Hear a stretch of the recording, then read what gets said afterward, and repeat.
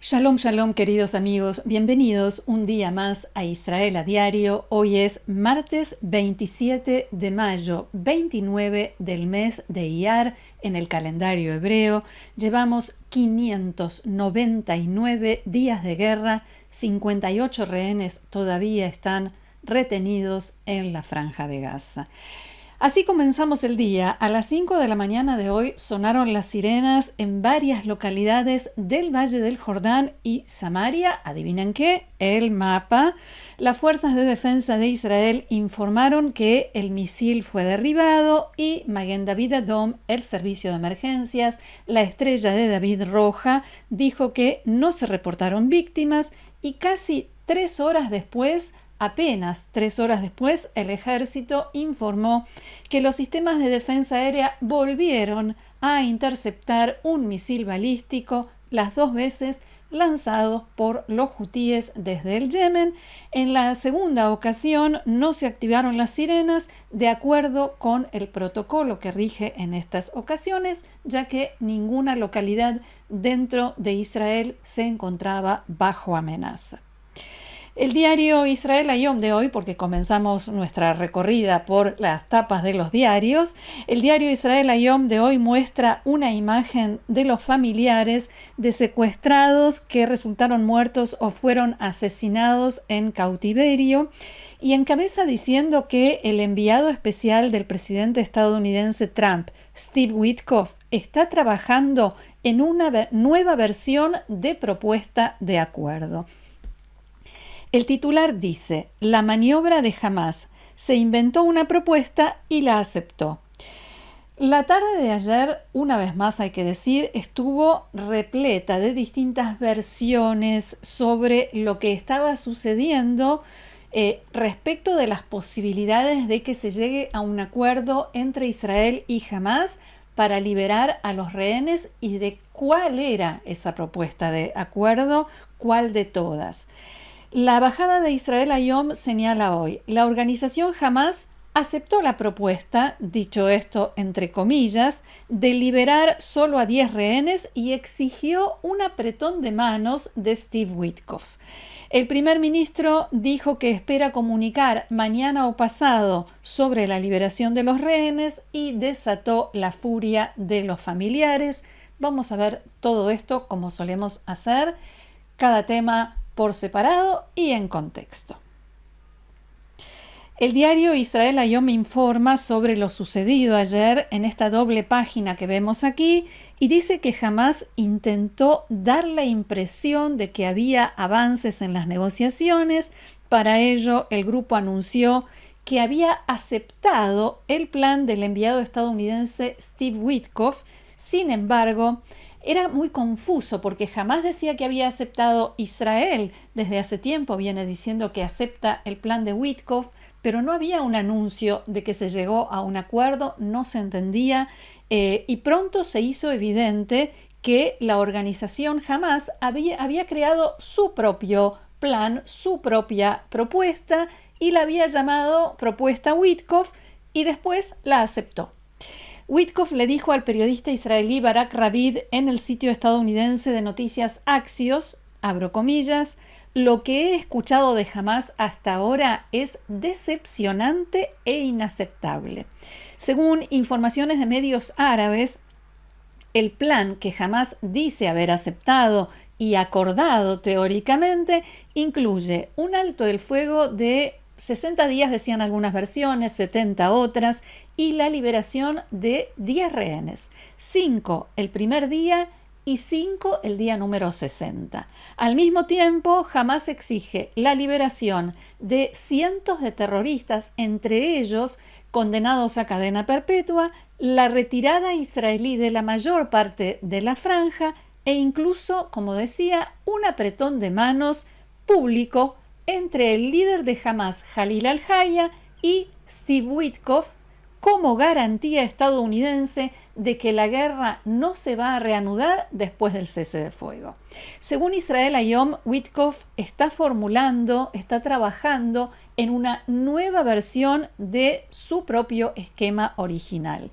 Witkoff declaró anoche a la cadena estadounidense CNN que Israel está dispuesto a aceptar un acuerdo de cese de fuego temporal y liberación de rehenes que permitiría la vuelta de la mitad de los rehenes que están con vida y la mitad de los fallecidos y abriría la puerta a negociaciones sustanciales, dijo, para buscar un alto el fuego permanente que yo mismo, decía Witkoff, he aceptado supervisar.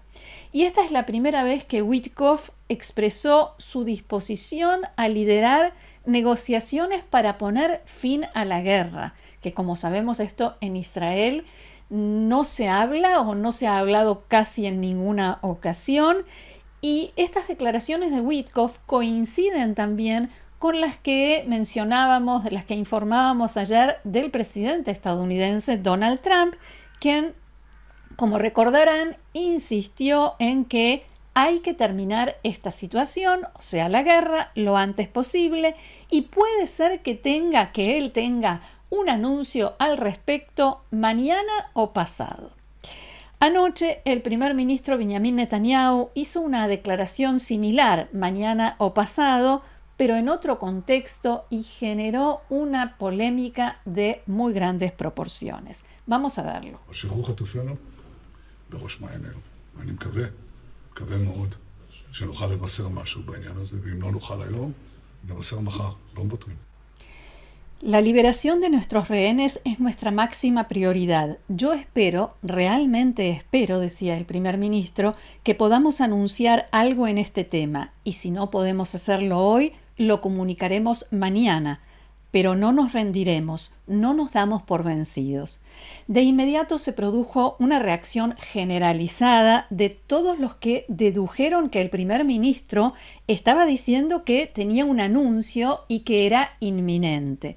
Así lo reflejaron los medios de comunicación, varios medios de comunicación. En Canal 13, por ejemplo, interrumpieron una entrevista que estaban haciendo en ese momento en un programa de actualidad, disculpándose con el entrevistado, y le explicaron que había una noticia de último momento.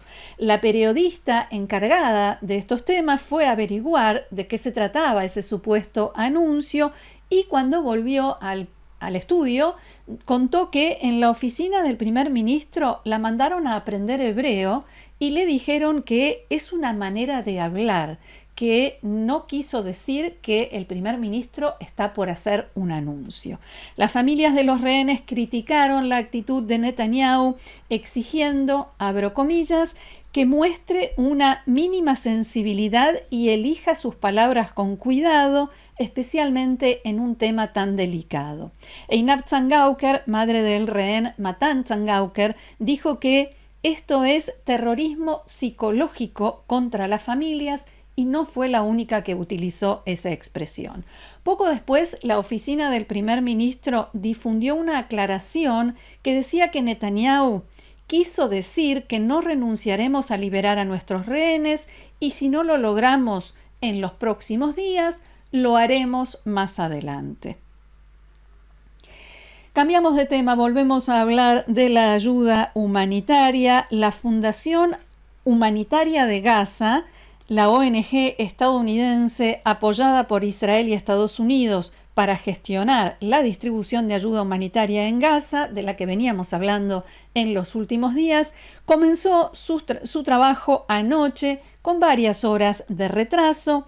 Desde la ONG advirtieron que no se dejarán amedrentar por las amenazas de muerte contra sus trabajadores que publicó Hamás en las últimas horas, así como por los intentos que está haciendo Hamás por impedir a la población llegar a los nuevos puntos o centros de distribución de la ayuda humanitaria, con todo tipo de advertencias. Le dicen a los gazatíes que si llegan al lugar donde supuestamente van a recibir ayuda, Israel no les va a permitir volver a sus casas, que si se presentan, Israel a partir de ese momento los espiará y va a utilizar su información y datos personales, que intentará reclutarlos como espías o agentes israelíes y todo tipo de esta clase de argumentos.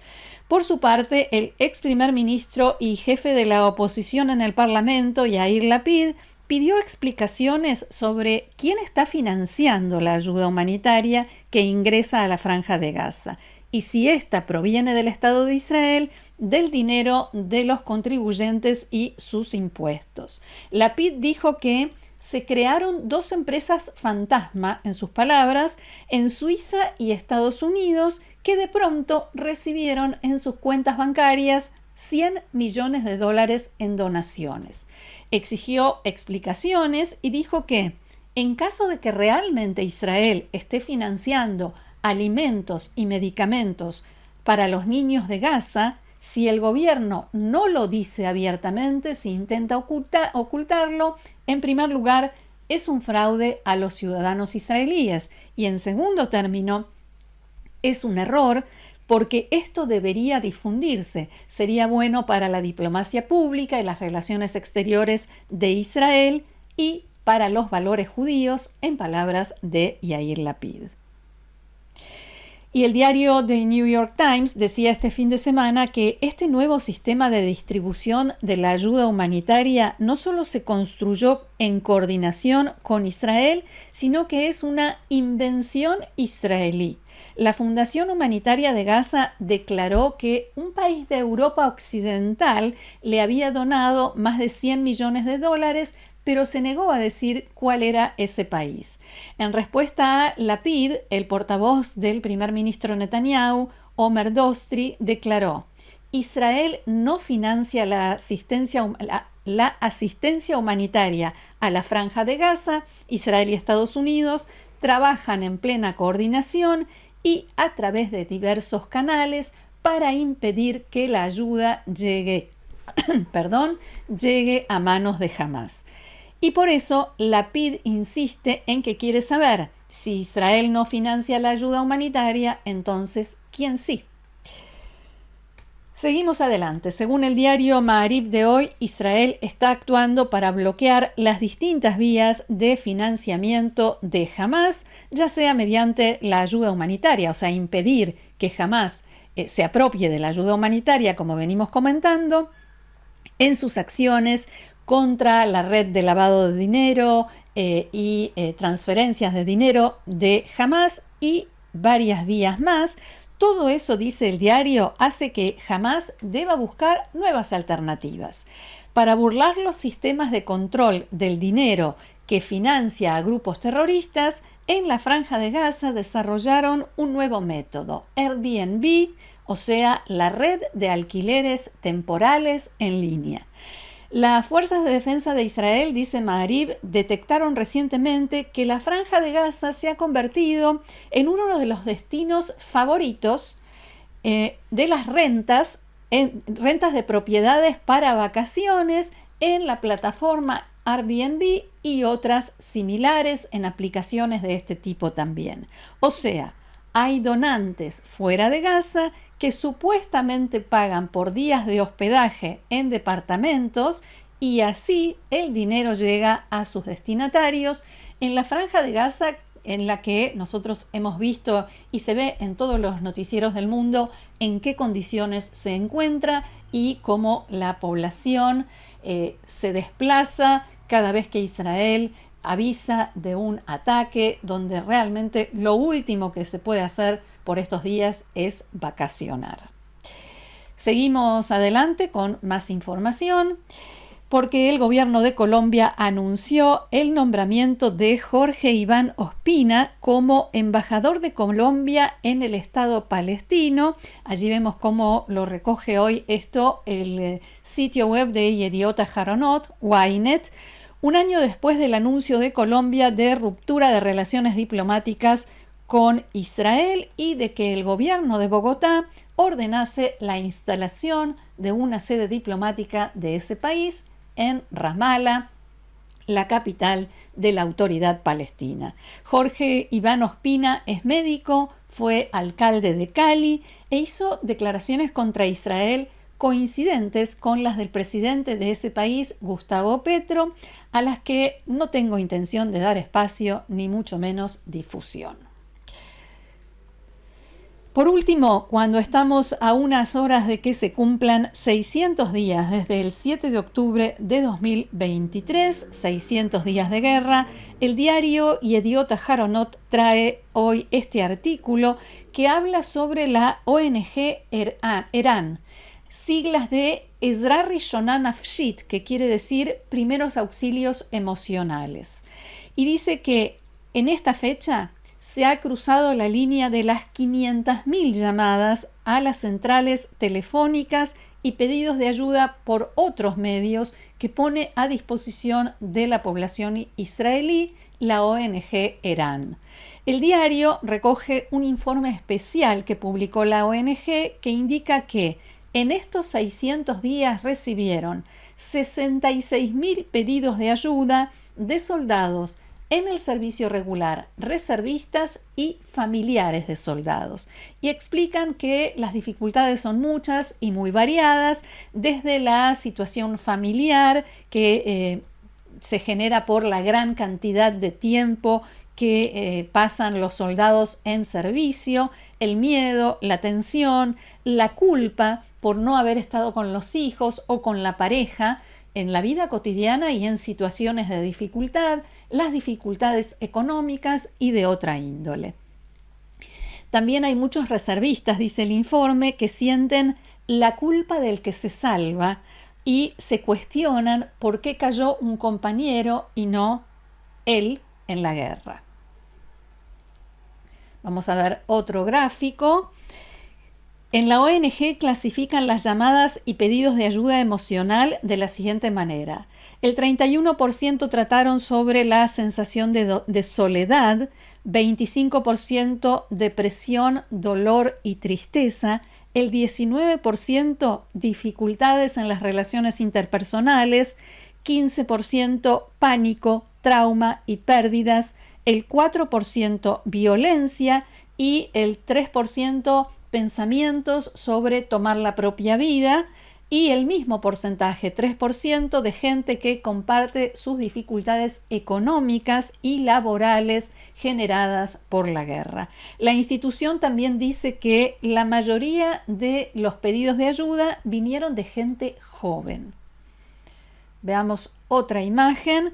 Más de 100.000 eran las personas de entre 25 a 34 años de edad, pero también hubo más jóvenes. El 12% de los llamados los hicieron jóvenes de entre 18 a 24 años y el 8% niños y adolescentes de hasta 17 años de edad.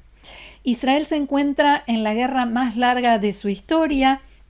Y el director de la ONG Eran, David Koren, dice, abro comillas, 600 días de guerra no es solo un número, se acumulan los momentos de miedo, pérdidas, incertidumbre y desgaste continuo. Aquí les dejo el sitio web de esta ONG, eran.org.il, que está en hebreo, pero también en árabe e inglés, lamentablemente no en español, por si alguno de ustedes quiere saber más acerca de la ONG y sobre este tema en general. Hasta aquí nuestro encuentro de hoy. Muchísimas gracias por haberlo compartido con nosotros. Una vez más, les agradezco muchísimo todos los mensajes que nos hacen llegar cada día y los invito, como siempre, a seguirnos en el canal, a compartirlo, a suscribirse y a formar parte del grupo de amigos de Israel a Diario, haciendo clic debajo de este video donde dice unirse. Gracias nuevamente. Los espero mañana aquí en Israel a Diario. Que tengamos buenas noticias. Shalom.